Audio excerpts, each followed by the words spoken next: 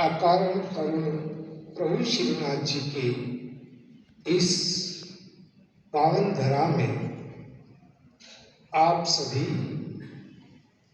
मां सरस्वती के द्वारा चयनित किए गए महानुभाव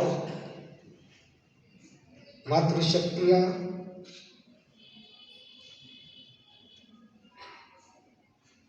गोलोकवासी परम पूज्य बाबूजी भगवती प्रसाद जी देवपुरा की यादों को पुनः ताजा करने हेतु आप सभी यहां एकत्रित हुए।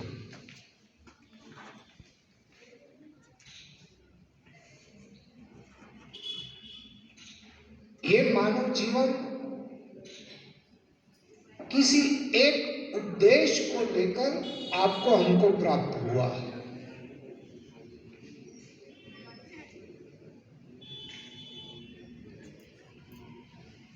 भगवान शंकराचार्य ने 3 चीजें दुर्लभ बताई हैं।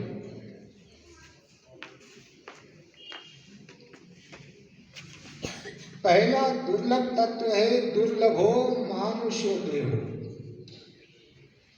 पहला दुर्लभ तत्व क्या है? मनुष्य शरीर की प्राप्ति होना। दूसरा दुर्लभ तत्व है मुमुक्षत्व, मुमुक्षा।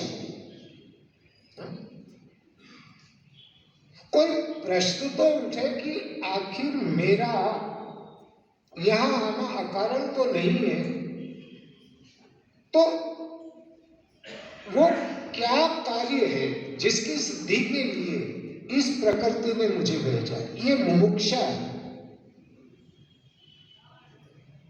और तीसरा है किसी साधु पुरुष का संग प्राप्त होना।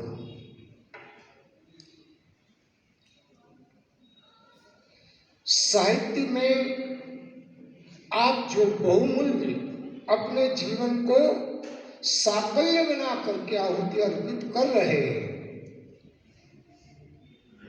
तो आपने साहित्य को नहीं चुना है, मां सरस्वती ने आपको चुना है। चयन हमारा नहीं होता, हम किस लायक हैं उसका जो अंशी है वो हमारा अंश का चुनाव करता है। आप बहुत भाग्यशाली हैं कि इस कलाकार स्पर्धा की, जहां धन संपत्ति, पद प्रतिष्ठा, कीर्ति, इन सबकी अभिलाषा में आदमी जैसे क्षमा के ऊपर पतंगा जलकर भस्म होता है, वैसे सब लोग भस्म हो रहे हैं। इसमें से आप लोगों ने अपने जीवन के परम लक्ष्य को पहचान कर यह क्या मिल गया, हम लोग क्या दे देते हैं आपको?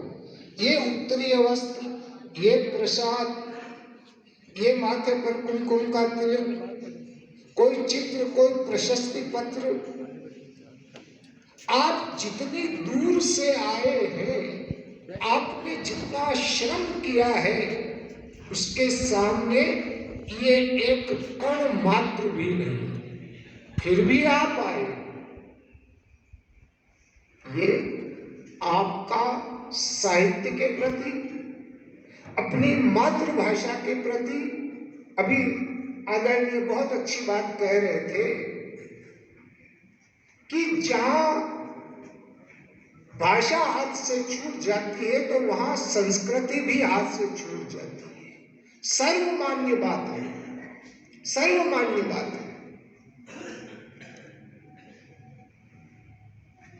भाषा संस्कृति का मूल स्रोत है। ये जो मेघालय की आप सब लोग ज्यादा जानते हैं कि उसने अंग्रेजी का इसलिए नहीं यहाँ प्रचार किया कि लोग अंग्रेजी बोलना सीख जाए।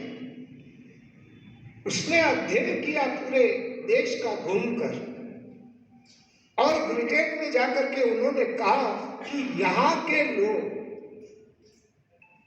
सिर कटा लेते हैं अपनी संस्कृति के लिए, ये क्या किसी के गुलाम होंगे? हाँ, यदि इनको इनका गौरव भुला दिया जाए, इनको इनकी अपनी थाती जो इस विश्व में सर्वश्रेष्ठ रही है उसका विस्मरण करवाया जाए, तो ये गुलाम हो सकते हैं।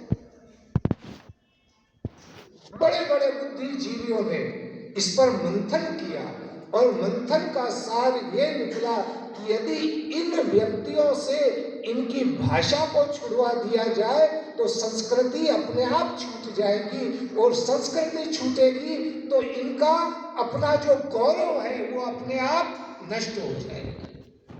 हम तो समझ नहीं पाए, हम तो तर्क की समझ रहे थे, को हिंदी छोड़ करके हमने बहुत बड़ी भाषा, हमने ये नहीं समझा कि हमने अपने पांव पर कुल्हाड़ी मार ली।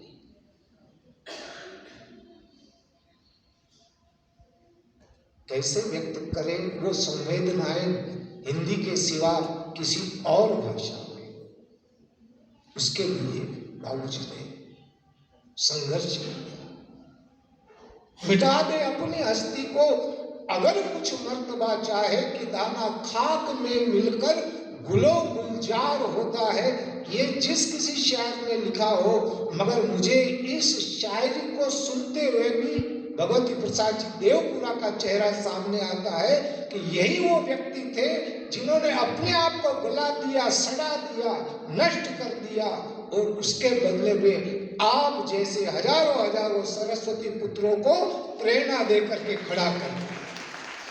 बिना मीठे कुछ नहीं होता सर, बिना मीठे कुछ नहीं होता। दक्षिण भारत में एक वाचस्पति मिश्र हो गए जिन्होंने ब्रह्मसूत्र पर टीकाएं लिखी। इन वाचस्पति मिश्र का विवाह हुआ, ब्राह्मण थे, विवाह हुआ, छोटी उम्र में विवाह हुआ। इनकी पत्नी का नाम था भामती। अब ये विवाह करके आई तो ये तो बचपन से ही मनन, चिंतन और लेखन उसमें इतने लीन थे कि विवाह करके तो आए, मगर आकर अपनी कुटिया में पुनः लेखन में बैठ गए तो भूल गए कि मेरा विवाह हुआ है। अब वो बेचारी जो आई थी पाणी ग्रहण संस्कार करके, वो विचार करती है कि ये तो मेरी तरफ देखते भी नहीं, याद भी नहीं करते। इस महा स्त्री ने उनको जाकर के याद ही नहीं दिलाया। ये घटी हुई घटना है। जब वो नदी पर स्नान करने जाते तो ये झाड़ू लगा देती भामती। लिखते रहते दिन हो जाता, रात हो जाती, तो रात में जो दिया जलता रहता था उसके ऊपर वो काजल आ जाता था। तो एक सलाई रखती थी भामती जी, धीरे से उनको पता न चले कि उनके काम में विघ्न ना पड़े, अपनी उपस्थिति को दर्ज कराए बिना धीरे से उस सलाई से उस बाती के ऊपर के काजल को वो टार देती थी।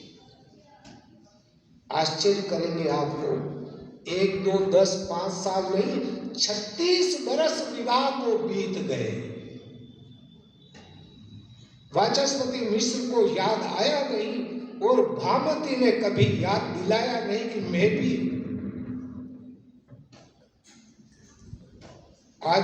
आज के आधुनिक महिलाओं के लिए ये उदाहरण हो सकता है। मर कट जाए तो भी श्रीमती जी कहेंगे आखिर आपने मेरे लिए किया ही क्या है। भामती ने कभी, अब देखिए 36 बरस हुए, युवा अवस्था कहीं चली गई, अब प्रौढ़ा अवस्था की ओर जा रहे दोनों ही। क्या मान रहे होंगे, क्या जिंदगी का उद्देश्य रहा होगा। आज वो सलाई से रात को वो काजल को टार रही थी, और देखिए लोग कि अनायास वाचस्पति मिश्र की नजर पड़ गई। उन्होंने देखा एक स्त्री रात के समय। उन्होंने कहा, देवी आप कौन हैं और यहाँ मेरी कुटिया पर आप क्या कर रही हैं? बहुत देरी से, विनम्रता से भानुमति जी ने कहा, स्वामी यदि आपको स्मरण रहा हो तो आज से 36 वर्ष पहले आपका मेरा विवाह हुआ था, वही मैं आपकी पत्नी। अब एकदम से इनको पूर्व का स्मरण आया। उन्होंने कहा, देवी तो इतने वर्षों से तुम कहाँ रही? तुमने क्या पहना, क्या खाया, कैसे उदर पोषण किया?